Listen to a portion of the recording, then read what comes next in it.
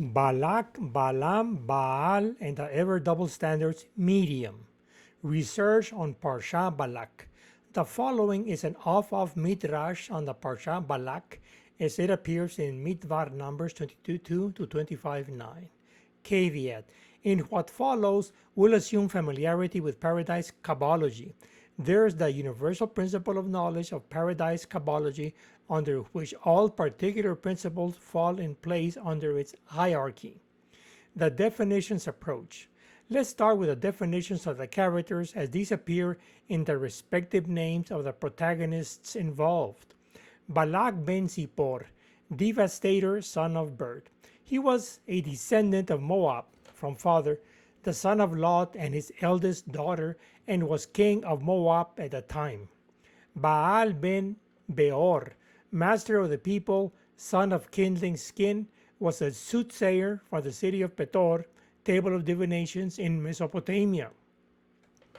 Baal Peor, master of the gap, was the supreme male divinity of the Canaanites. Ever refers to validity in contemporary times, inclusive of biblical 16th or 14th century before the Common Era. Double standards refers to self-contradictory principles having separate domains of validity. Familiarity with Balak. The story of the Parashah Balak is assumed. This frees us to embark on the substantive and in passing provide a succinct summary of events. The Parashah portion refers to a section of the Torah teaching. The Torah Bible was meant to be valid for all times, places, and peoples. So, the question driving this research is what the Parashah Balak teaches us today in these challenging times. The talking donkey. Elohim speaks to the seer Balaam solely during the night in dreams. Elohim talks twice to Balaam before his anger flared against him as he embarks on his trip to meet with Balak. Triad times Elohim sends an angel armed with a sword to deliver him the message. This is the passage of the talking donkey. A triad of times Balak strikes his donkey when she refuses to continue on his path. Only afterwards does a dialogue ensue between them and recounts that triad times he has hit her with a stick.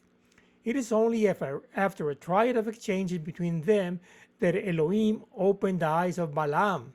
He then notices the angel with his sword drawn blocking the path. The angel makes a triad of comments to Balaam. Then he responds offering to turn back. The angel synthesizes the instruction one more time with the sword drawn to ensure getting the point across. The instruction being that only the words that Elohim puts in his mouth shall he speak. This defines Balaam's role as messenger, just like an angel, and not as a prophet with free will, as is the case with Moses. That is, his role was communicated by an angel not revealed by God, so he can only do as told by acting as a messenger angel. Blessings and curses.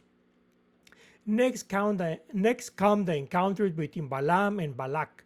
All the time there are 7 bulls and 7 rams sacrificed at 7 altars. Recall in Balak's own words that Balaam is a seer with the power to curse as well as to bless. However, Balaam cannot curse what is blessed by Elohim.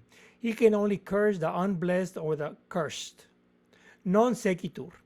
After the curses turned blessings follows a conversation between them in which Balaam, now as regular seer, without the intervention of Elohim, tells Balak of what is to come to the people of Edom. Finally, Balaam and Balak part each his separate ways. End of story. It is a formal fallacy. The counterpoint of the above narrative is that the advice that Balaam gave to Balak about the end of days of Moab had nothing to do with Israel moving forward. So, where do the sages get the notion of the causal relationship with the following section on Pinchas, son of Eleazar, son of Aaron, impaling Zimri of Israel and Cosbi of Midian? The sages miss the point altogether, as we'll proceed to demonstrate. This is no small matter, and it underlies the greater overview which we will now cover in this limited brief. The paradise formula. But before that, allow me to define paradise Kabbalogy with apples and pears that anyone can relate to. That is, paradise, godly, sought secret S, from being to becoming / spiritual derived discovered D, mental remes remit R, physical peshat plain P. The parables of Balaam. We'll first proceed to properly identify the two triad Meshalim parables of Balaam. This will be done swiftly to move on to the core of the argument. Solely on 2 occasions is the following formula employed. Quote, he took up his parable and said, word of Balaam, son of Beor, word of the warrior whose eye is true, word of one who hears the speech of Elohim, who obtains knowledge from the Most High, and beholds visions from the Shaddai, prostrate but with eyes unveiled. These 2 cases correspond to the last 2 interventions. The first set is the meeting at Moab, dealing with Israel, having Balaam acting as messenger, conveying the blessings of Elohim, and corresponds to sought secret S. They then move to Kiryat Husot, town of streets, corresponding to the / The Rosh Peor, peak of the cleft, overlooking the wilderness, corresponds to the large discovered D. The Bamot Baal, ridge of the master, corresponds to Remes reflect R. And the El Rosh HaPisgah, outlook point of the summit, corresponds to Peshat plain P. The other time is with Balaam as regular seer, telling Balak about the end of days of Moab. This in turn is made up of 4 parables as 1 and triune parts. Likewise, we would have the same correspondences as above of sought secret S / the Raj discovered D, and Remes reflect R, Peshat plain P. Unraveling the theme of Balaam. On 2 separate occasions, Balaam voices a proem to his parables. Let's quickly examine what it says using our Paradise synthesizer. Quote, word of Balaam, son of Beor, S. Word of the warrior / whose eye is true, DRP. Word of one who hears the speech of El, D. Who obtains knowledge from the Most High, R. And beholds visions from the Shaddai, prostrate but with eyes unveiled, P. We previously referred to the universal principle of knowledge and narrowed it down, saying that all particular principles fall in place to its overarching supremacy. This is no exception, but serves to further confirm the rule into law. His first declaration is a succinct statement of Kabbalogy as word of Balaam, one secret S, and connected by word of the warrior / and finalized with whose eye is true, triad parts DRP. This is further spelled out beginning with the spiritual of one who hears speeches of El, D, followed by the mental of who obtains knowledge from the Most High, R, and closes with the physical of beholds visions from the Shaddai, prostrate but with eyes unveiled, P. By the way, this last one, P, unfolds further into a sub-triad as follows. Beholds visions from the Shaddai, DP, prostrate, RP, but with eyes unveiled, PP. Note that Balaam first mentions Ha'ayim, the eye, singular, and finishes with Ainayim, eyes dual, as referring to third or inner eye and the 2 eyes on the face. Moses and Balaam. The specific question at issue is the type of relation Elohim, God, had with Moses the prophet by excellence as compared to that had with Balaam, the sorcerer, gone for hire. The idea is that God was always chatting with Moses for higher purposes of revelation, while only happened to Balaam as such for a teaching moment.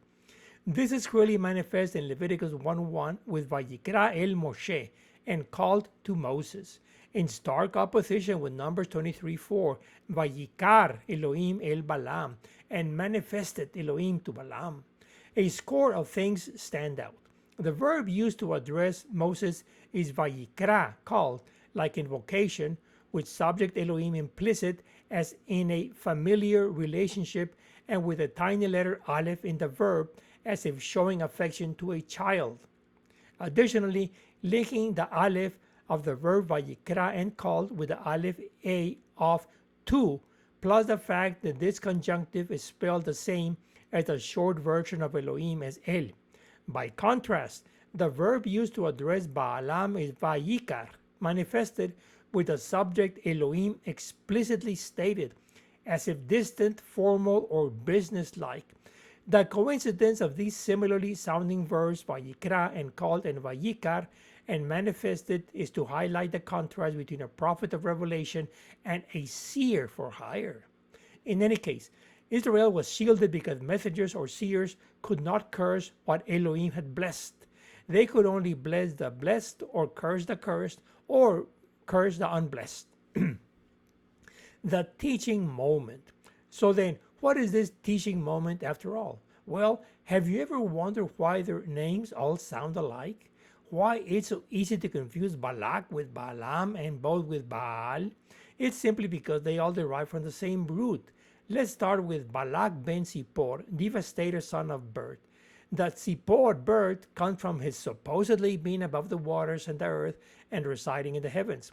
But our point of interest is his name, Balak, devastator, which starts with the second letter Bet, Be, of the Hebrew alphabet. Next, let's move on with Balaam ben Beor, master of the people, son of kindling skin. He is associated with the radiating sun.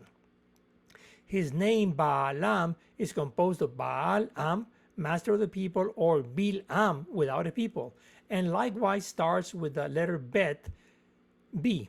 Lastly, Baal Peor, master of the gap.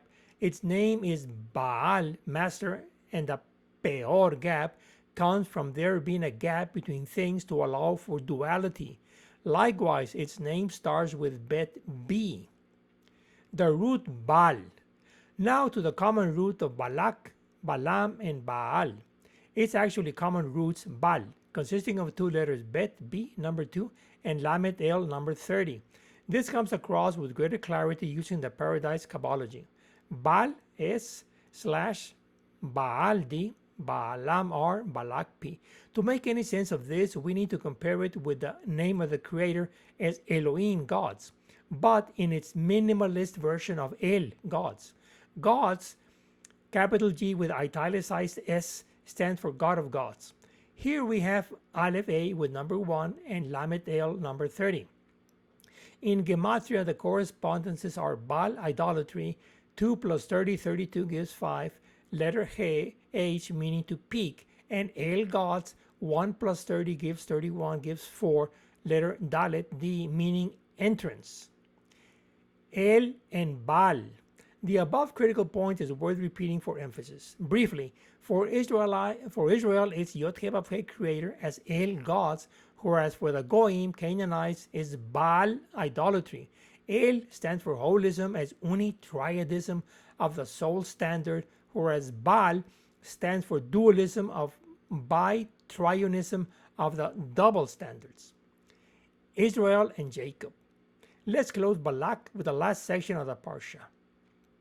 In a certain manner of speaking, the closing section only gains elevation once counting with proper foundations. It started with mentioning that Israel was camping by the Shittim acacias, and figuratively, Jacob was hanging with the Asherim. The point being that Shittim acacias are associated with the Mishkan tabernacle, the holy, while the Asherah with idol worship of the Canaanites, the profane. The double standards. The precarious situation of Israel and the people is one of double standards. That is, Israel is holy, all the while the people of Jacob are unfaithful. The single standard. The corrective is the one standard. The problem with the double standards is that it's the negation of the Torah. Elil, idol, and Pesel statue are attested. The take-home message is that the double standards are today's version of idolatry. Worshipping Baal Peor D is leading the double life of double standards of dualism. Contemporary idolatry is the double standards of dualism. Reading and viewing.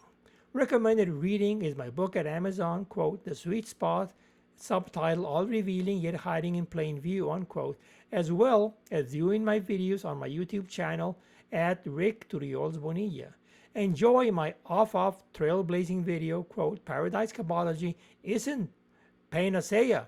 It only cures stupidity. Yours truly, Ricardo Turullols-Bonilla. Elohim bless. Thank you very much.